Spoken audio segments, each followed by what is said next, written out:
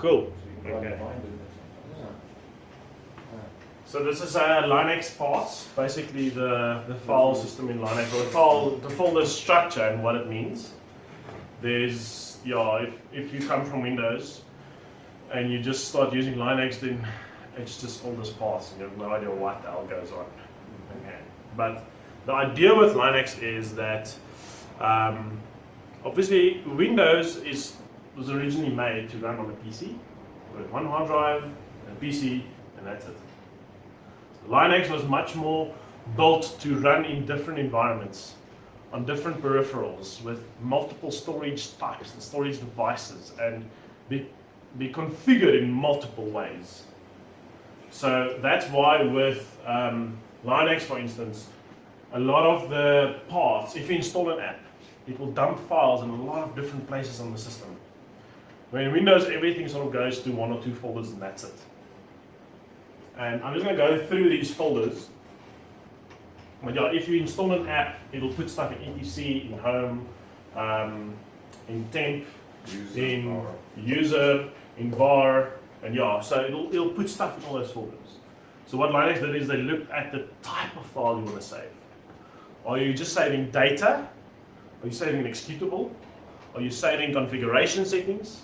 Are you saving temporary data that will be destroyed eventually? What are you saving? And they basically put that in different folders, in different root folders.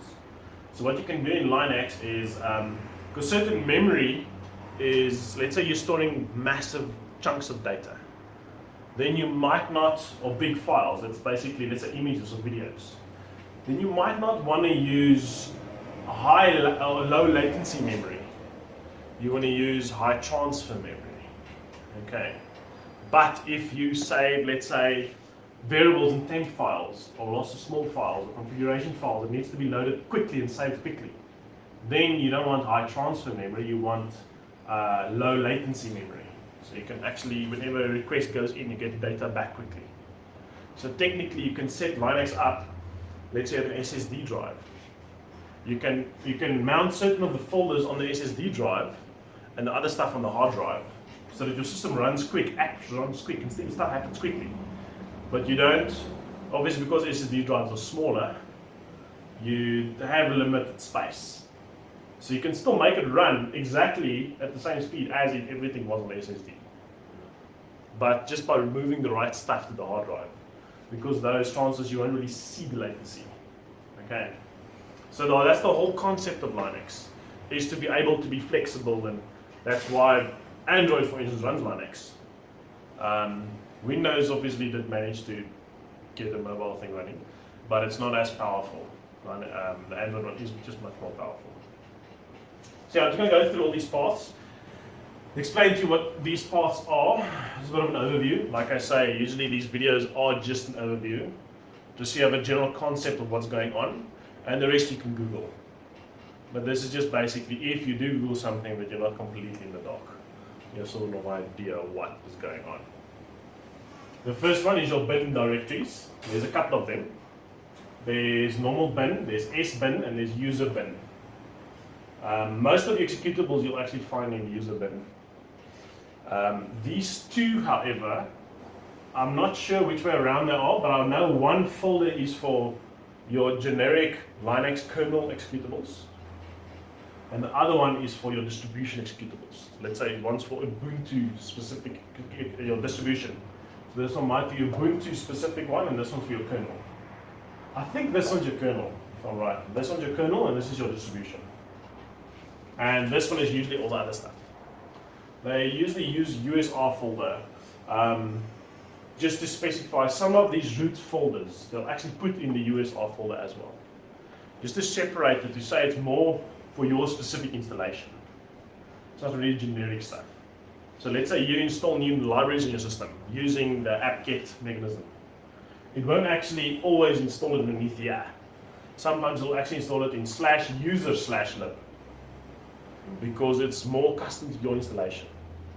It also makes it easier if, let's say, you want to either upgrade your system, or you want to renew your system, or you want to remove all installed apps. And you can almost go and just delete everything in user, and all the apps are removed, and you're back to the basic system. It's not to say that it will work. I doubt it will work, but that's what they were like aiming towards. Okay, just the separation of different facets to know what goes where. And if you want to optimize something or remove something or zip something or back up something, what do you back up? What do you remove? Where is it? What's the sort of space that this app or file sits in? But yeah, your bin folders are usually executables. Bin obviously stands for binary. I don't know how they connect that to executables, but yeah, it's an executable. If you drop a file in either of these folders, you'll see if you open up your console, you can be in any folder. You'll be able to execute this file. So in these folders are usually where your CD command and your what other commands we use? ifconfig. Huh? The scp. Yeah, scp, ssh, copy, remove, move. All those commands are actually in these folders. The JIT all of that. Yes, JIT. So if you open up these folders, you'll see that those commands. All those commands will actually be found in these folders. Okay. Then there's the boot folder. That's just Linux actually dumps a small image in there.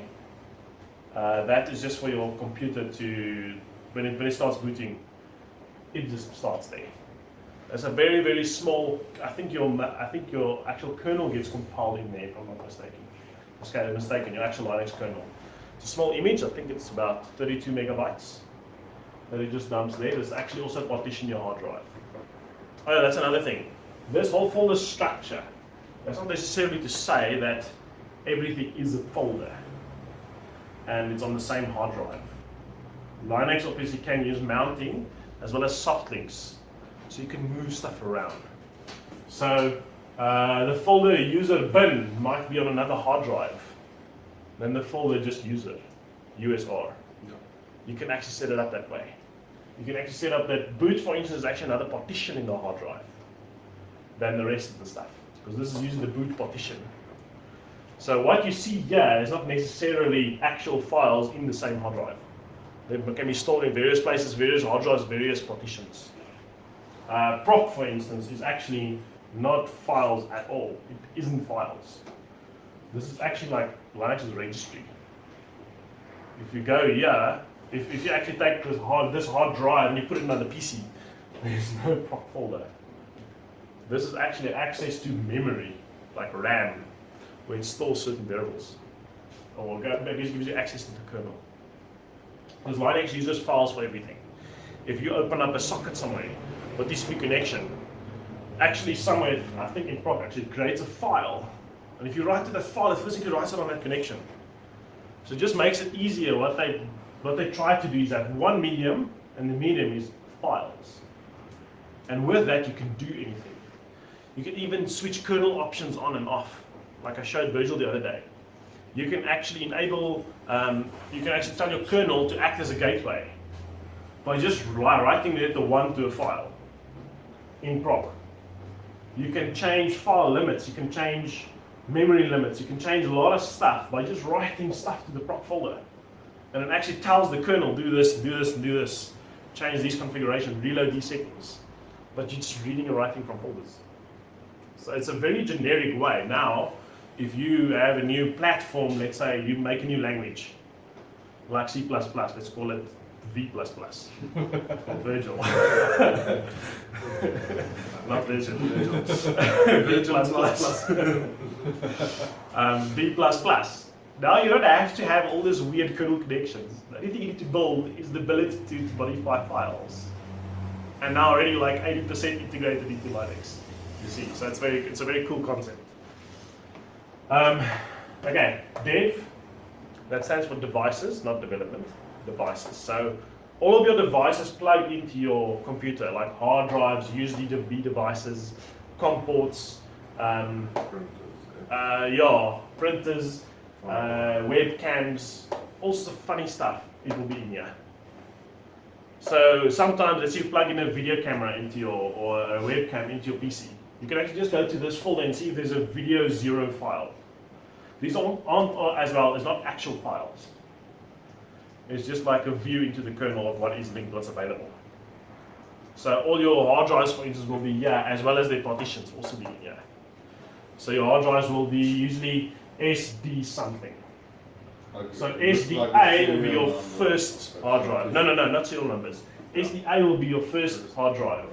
SDB will be your second hard drive. Then there will be SDA1, which is the first partition in your first hard drive. SDB1, which is the first partition in your B hard drive. Okay. There will also be a CD-ROM folder here, which will be your CD-ROM.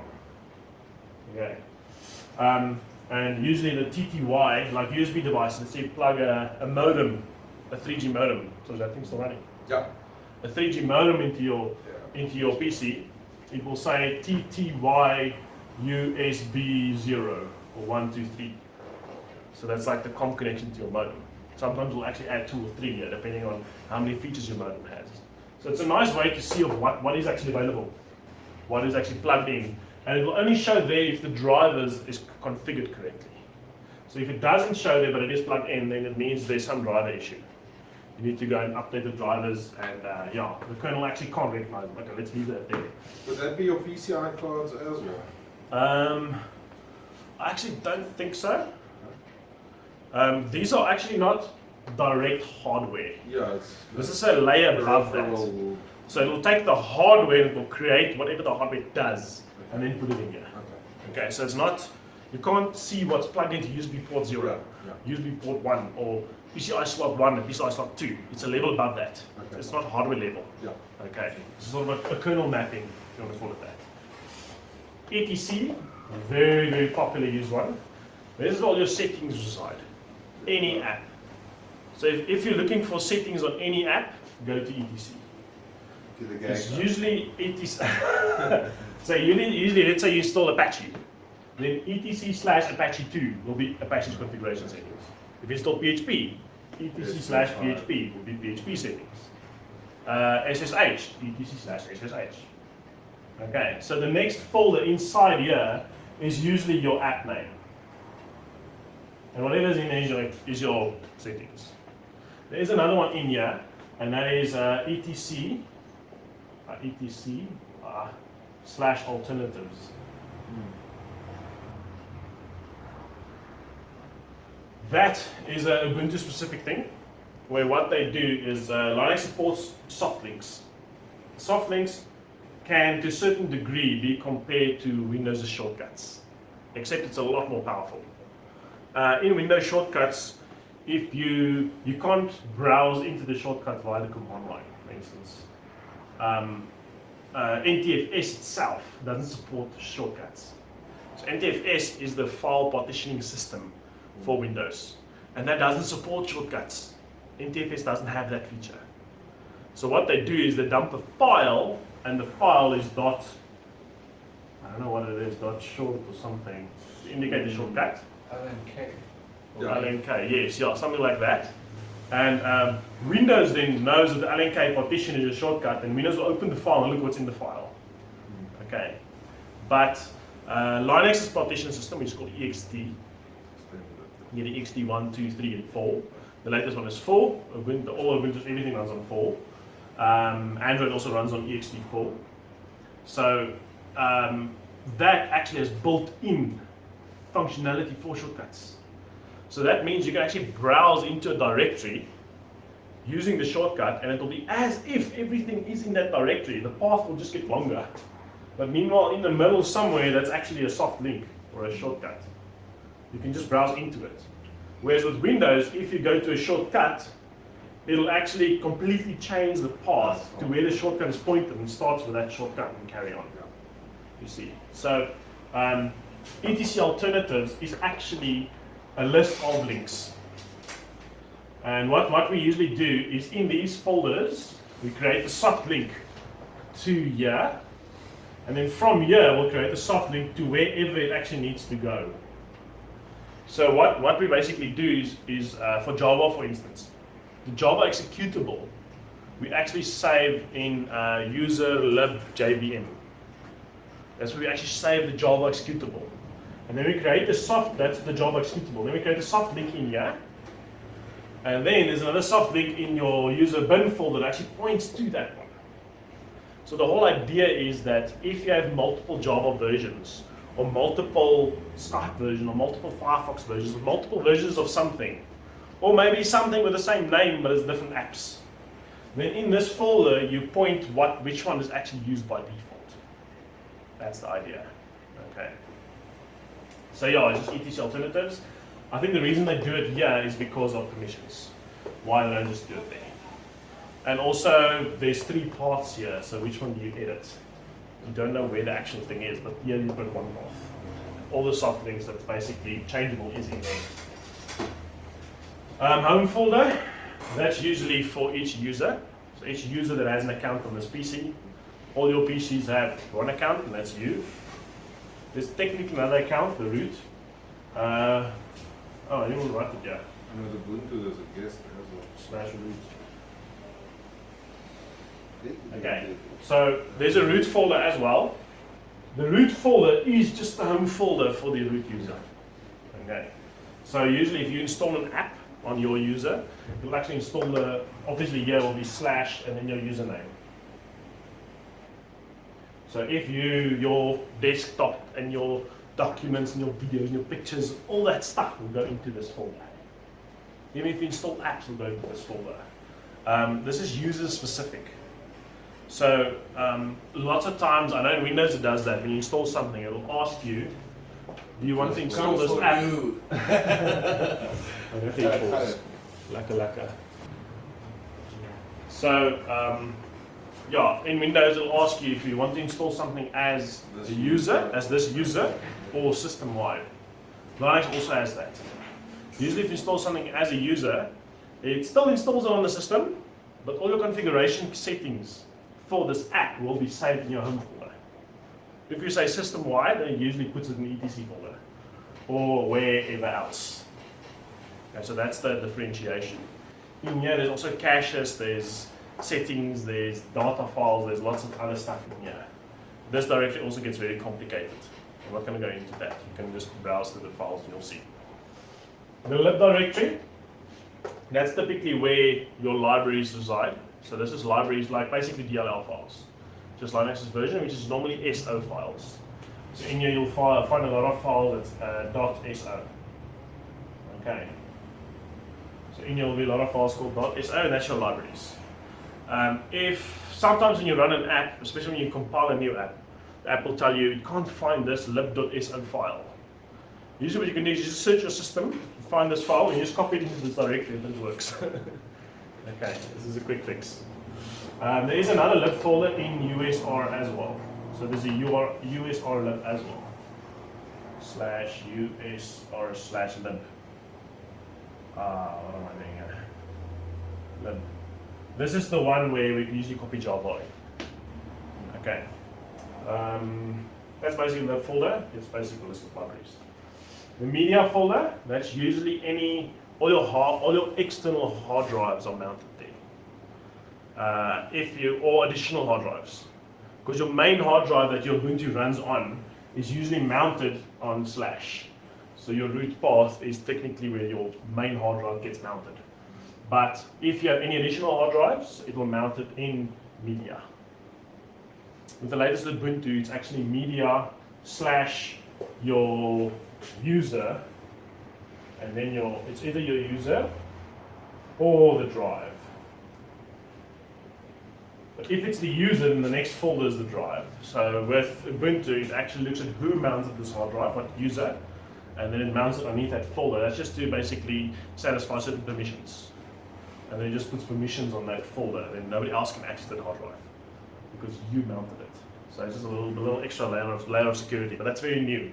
I think this came in with 15.04. So I think most of you guys, the version you use doesn't mount it like this. It just runs media and then the drive, that's it.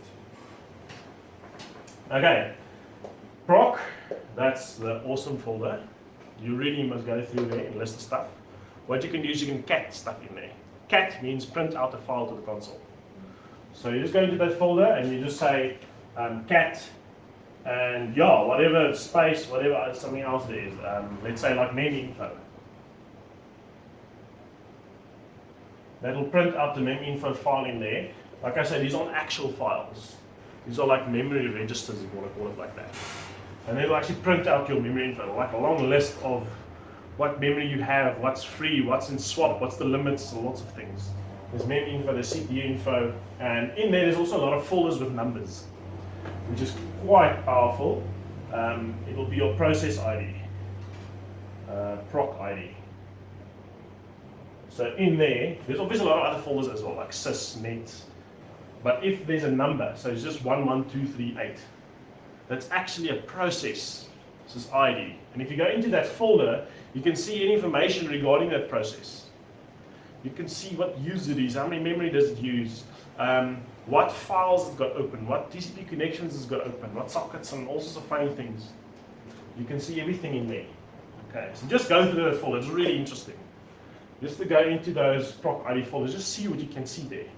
Like I said, if you go to any file, just cat it. It'll just print it out the screen. Those files usually aren't big. Very small file, because it's basically kernel variables. Okay, then there's the temp folder. That is for temp files. On some Linux systems, I don't know if it's everyone, but that's actually mounted not as an actual folder, but into RAM. Okay, so if you drop a file in there, it doesn't actually save it on the hard drive, it saves it in RAM. Okay, I'm not exactly sure how that feature works in Ubuntu. I just know that in a lot of places that is RAM. So if you copy like a 2 gig video file and then actually will try and copy it to your RAM. You'll use 2 gig RAM, yeah. Okay. Obviously, what you just need to know, because your RAM gets flushed every time you reboot, Yeah, if you reboot that, file's going to be gone. Yeah. The cool thing is, it's a very quick place to put a file. Yeah. You need to dump 100 megs somewhere. If you dump it in there, it's going to dump it like this. Because there's no hard drive I/O, it dumps it to RAM. So you can, it's really, really, really fast files. So if you want to make someone's PC slow, you can just dump like an 8 gig file in there. Yeah, then it'll probably then what will happen, it will eat up all his RAM, and his PC will start swapping. Because it will start using each swap. So yeah, then his PC will just be really slow. You can technically dump a file in there that's bigger than your RAM, but then it will just start swapping. Swapping's They like will paging swap in Windows. even faster. Swapping is where instead of using RAM, Uses it disk takes a space. portion, it looks at your RAM and it sees, okay, in your RAM, there's this part of your RAM you haven't used in a while. But it's still allocated, so there's still processes that wants this data. So it'll physically copy that to an actual folder on your hard drive. Okay, and mark this section as free. So the new app that's currently running can use that sections of memory. It's like paging in Windows. Yes, it's like paging, but basically dumps it to hard drive. Yeah. That's why as soon as you start swapping, things become really slow. Because now an app has got a variable. The variable's called X and Y and Z and is going through a loop. Those variables are not stored in RAM anymore, they're stored on a hard disk. Yeah. So every time you read that variable, you write it, it's going to read and write it from a hard disk, which in computer years takes eons to do. I mean, your RAM runs at a frequency of a gigahertz, so it takes a fraction of a second to write it to RAM, but your hard drive, in computer years, in computer terms, it's like years. Yeah. It's like sending a post instead of calling or the SMS, you know. It takes long. Okay, that's them. Root. Obviously, as I said, root's run folder. Reset dan flash uit die RAM so dan. Skryf dit in die boot. So, USR, like I said, that's just a folder that contains some of these folders. So in USR, there's also a bin folder, there's also a lib folder, there's also some of these other folders in USR. That's just, I think it's for the distribution, for this specific installation. Okay, it's just a subset of folders, just to categorize things a little bit further. So if you don't find it in these folders, go into USR and see if it's in there. Okay. var is usually for big data. Okay, that's usually where if an app wants to store a lot of data, it will usually store it in there. Especially if it's shared system-wide. If it's not shared system-wide, it will put it in your own folder. So var, for instance, is where that's also where your logs are. So there's a /logs. All your system logs goes in there. There's /www, which is your web folder for Apache. Where you store your HTML and PHP files and stuff like that. I think there's also varlib, where varlib, for instance, is where your MySQL dumps and files. Yes. So let's get a var lib. You get a var lib MySQL. And there you'll actually see whatever databases you created in MySQL, it'll actually create a folder for each database in there. And for each table, it'll create a file. That's obviously if it's the MyISAM engine. If you use InnoDB, there's an IB data file in there, and it just puts all the InnoDB data in that one file. But if it's MyISAM, it will create a folder for each database. I think it creates 3 files for each table. One's like a data file, another one's an index file, and the one's like a schema descriptor of what is actually in those files. Okay. So that's your var, that's where your big data goes. If you let's say install maps in your PC, you probably will put the maps in there. Your database and your log file, all the big stuff. Let's say you do a lot of video encoding or something like that, and the app needs certain stuff the whole time that's big, put it in there. Lost and found, that is simply if you do a system hard disk check, and obviously some of the stuff fails, like let's say there's a you've got fdisk. It runs fdisk, and it sees that there's some files that aren't linked properly, and it manages to fix them. It usually copies it there.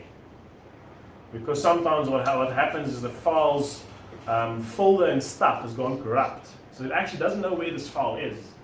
It's just found a file and it says, well, this is the file, and it looks like it's intact, but the link to the file is broken. So it can't tell you where it is in the system. So it just dumps it in there. So yeah, it's typically files that are lost. That's where you can find them. That's actually a good idea. Okay, cool. And yeah, this basically is the basic base folders where Linux does all its things. Does Linux use environment variables like in Windows? If you want to use, say, Java system-wide, you have to put it in the environment variables? Yes, there is a path variable. It's not as much used in Linux, but I think it does work. In your home folder, use a / I think there's a .rc. Yeah, I'm guessing now, but I think it's called bash. It's really a guess, but there's something like that. So each time this user opens a session in Linux. Now a session is basically when an app is started. But this is only for bash, sorry, this is only for bash. So if you log in with this user on a console, any console, if you're coming via SSH or you open a terminal, a bash terminal, it will execute the code in that file. Now in there, sometimes it does a set env, or env set, yeah, I can't remember. It's the env set or whatever, and the path equals the path, and it adds variables to the path. But it's not like Windows where this path variable is system-wide. Yeah. It's only for this user and only for that session. Okay.